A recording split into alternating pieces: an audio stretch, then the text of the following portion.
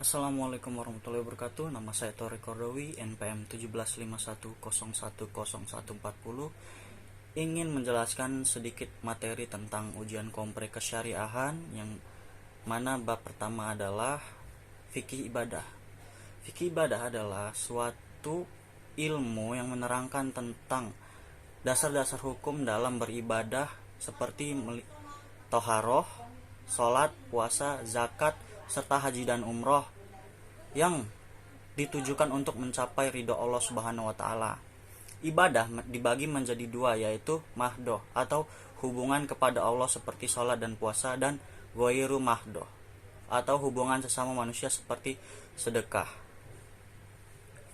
Ada berbagai macam ibadah. Yang pertama, toharoh atau bersuci, bertujuan untuk menghilangkan hadas besar dan hadas kecil dari tubuh maupun pakaian, yaitu bertujuan untuk agar membersihkan diri untuk ibadah selanjutnya seperti sholat.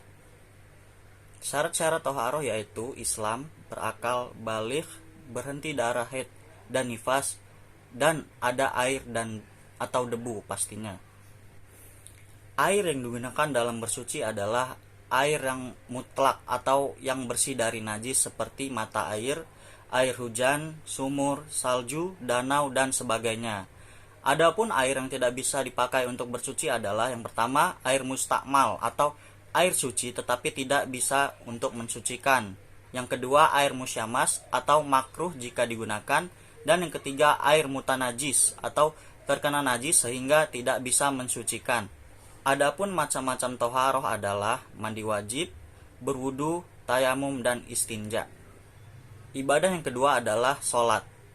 Sholat adalah suatu ibadah dasar setiap manusia, dari perkataan dan perbuatan yang dimulai dengan takbir dan diakhiri dengan salam.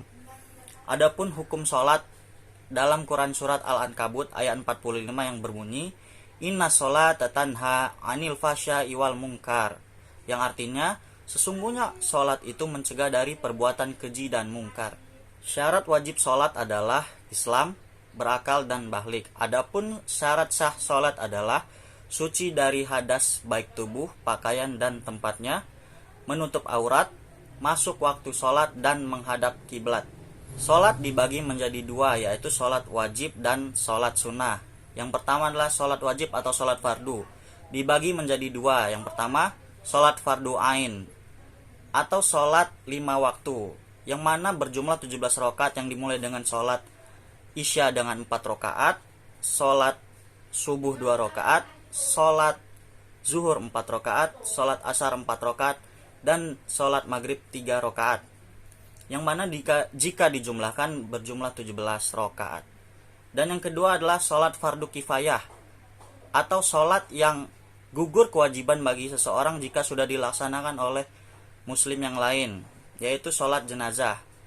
Adapun tata cara sholat jenazah adalah dengan 4 takbir, yang dimulai dengan membaca niat sholat jenazah, dan dimulai dengan takbir pertama membaca Al-Fatihah, takbir kedua membaca sholawat Nabi, takbir ketiga membaca doa yaitu Allahumma firlahu warhamhu wa'afi wa'fu anhu, dan takbir keempat doa Allahumma lah tahrimna ajrohu wa la taftina ba'dahu waghfir lana walahu.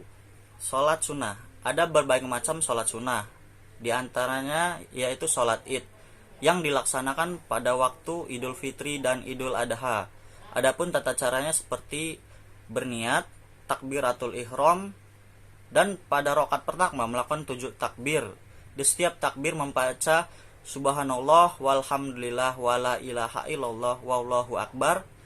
Selanjutnya membaca Al-Fatihah dilanjutkan dengan surat pendek, lalu ruku, sujud, duduk di antara 2 sujud, dan bangkit. Lalu pada rakaat kedua melakukan 5 kali takbir dan dengan membaca seperti di rakaat pertama tadi. Setelah itu lakukan seperti gerakan sholat biasa hingga salam.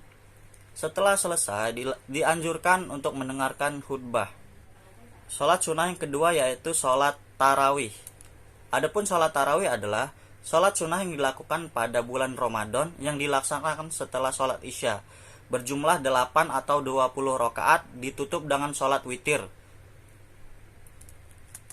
Sholat sunnah ketiga adalah sholat witir. Sholat sunnah yang dilaksanakan usai mengerjakan sholat sunnah lainnya pada malam hari dari usai isya sampai sebelum subuh. Rakaatnya ganjil yaitu 1, 3, 5, 7, 9 hingga maksimal 11 rakaat. Adapun doa setelah sholat witir yaitu Subhanal Malikil Quddus Rabbul Malaikati Waruh.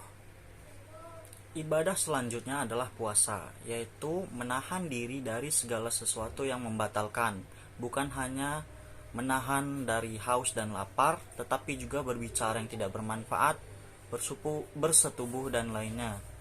Dalil berpuasa terdapat dalam surat Al-Baqarah ayat 183 yang berbunyi, Ya ayyuhallazina amanu kutiba alaikumussyam kama kutiba alal lazina min qablikum la'allakum tattaqun. Yang artinya, wahai orang-orang yang beriman, diwajibkan atas kamu berpuasa sebagaimana diwajibkan atas orang sebelum kamu agar kamu bertakwa. Adapun syarat wajib berpuasa adalah berakal, baligh dan kuat berpuasa. Dan syarat sah berpuasa yaitu Islam, mumayyiz, suci, dilaksanakan pada waktu yang tepat. Dan yang terakhir rukun puasa yaitu dengan niat dan menahan diri dari seluruh hawa nafsu. Selanjutnya adalah ibadah haji.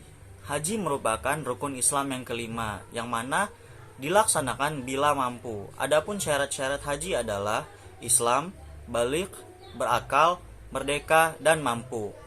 Adapun rukun haji yaitu ihram, wukuf di Arafah, sa'i, tahallul atau mencukur, dan tertib.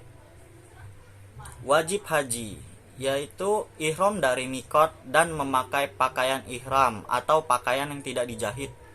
Selanjutnya mabit di Musdalifah, mabit di Mina, melontar jumroh ula, wusto dan akobah, dan yang terakhir tawaf wada bagi yang akan meninggalkan Mekah.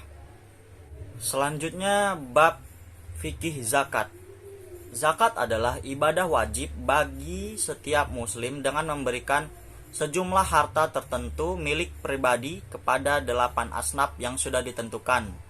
Adapun 8 asnaf itu yaitu yang pertama adalah fakir, yang kedua adalah miskin, yang ketiga amil, yang keempat mu'alaf, yang kelima rikob atau budak, yang keenam gorim atau orang yang berutang, yang ketujuh sabilillah, dan yang kedelapan ibnu sabil. Adapun dalil dari zakat adalah dalam Quran surat Al-Baqarah ayat 43 yang berbunyi, Wa aqimus sholata wa atuz zakata warka'u ma'ar raki'in, yang artinya, dan laksanakanlah sholat, tunaikanlah zakat, dan rukuklah beserta orang-orang yang rukuk. Syarat zakat adalah muslim, akil baligh, hartanya sudah sampai pada nisab. Adapun harta yang diwajib zakatkan adalah milik penuh dan berkembang, melebihi dari kebutuhan pokok, terbebas dari hutang, dan telah mencapai nisabnya. Macam-macam zakat.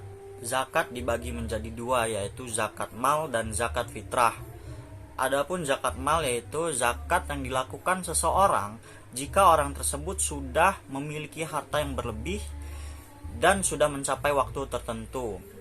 Adapun harta yang diwajibkan untuk dizakat adalah emas dan perak, perdagangan, hasil pertanian, perkebunan, dan peternakan.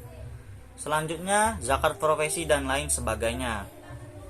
Dan yang kedua adalah zakat fitrah, yaitu zakat untuk mengembalikan umat muslim kepada fitrahnya yang dilaksanakan pada akhir Ramadan atau sebelum menjelang sholat Idul Fitri.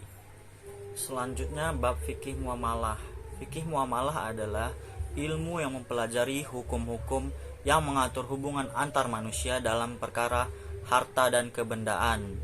Adapun fikih muamalah dibagi menjadi beberapa akad. Yang pertama adalah murabahah, yaitu akad jual beli suatu barang di mana penjual menyebutkan harga jual yang terdiri atas harga pokok dan tingkat keuntungan tertentu atas barang di mana harga jual tersebut disetujui oleh pembeli.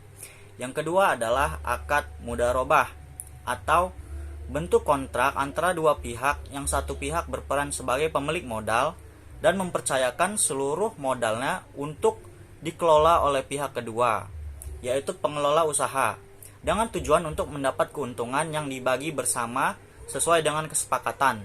Sedangkan apabila rugi ditanggung oleh pemilik modal sepenuhnya jika kerugian itu bukan diakibatkan oleh pengelola usaha tersebut. Yang ketiga adalah akad musyarakah atau kerjasama di antara para pemilik modal menggabungkan modalnya secara keseluruhan untuk melakukan usaha secara bersama dalam suatu kemitraan dengan nisbah pembagian hasil sesuai dengan kesepakatan bersama, sedangkan kerugian ditanggung secara proporsional sesuai dengan kontribusi modal. Akad keempat adalah wadiah atau akad antara pemilik barang atau yang disebut dengan mudi dengan penerima titipan atau wadi untuk menjaga harta atau modal dari kerusakan atau kerugian dan untuk keamanan harta tersebut. Selanjutnya yang terakhir adalah musakoh, diartikan dengan kerjasama dalam perawatan tanaman dengan imbalan dari hasil yang diperoleh dari keuntungan penjualan tanaman tersebut. Selanjutnya adalah ayat dan hadis ekonomi. Yang pertama adalah hadis riwayat Tabrani dan Ahmad yang berbunyi, al-muslimu ahul muslim wala yahillu li muslimin iza ba'amin akhi bay'am aibu illa bayyanah. Yang artinya, muslim itu adalah saudara muslim. Tidak boleh bagi seorang muslim apabila ia berdagang dengan saudaranya dan menemukan cacat kecuali diterangkannya. Selanjutnya Quran surat Al-Baqarah ayat 275 yang berbunyi, wa ahalallahul bai'a wa harramar riba, yang artinya padahal Allah telah menghalalkan jual beli dan mengharamkan riba. Dan ayat yang terakhir adalah Quran surat Al-Mutaffifin ayat ke-1 yang berbunyi, wailul lil mutaffifin, yang artinya celakalah bagi orang-orang yang curang, yaitu yang bercurang dalam menakar dan menimbang. Sekian presentasi dari saya. Wassalamualaikum warahmatullahi wabarakatuh.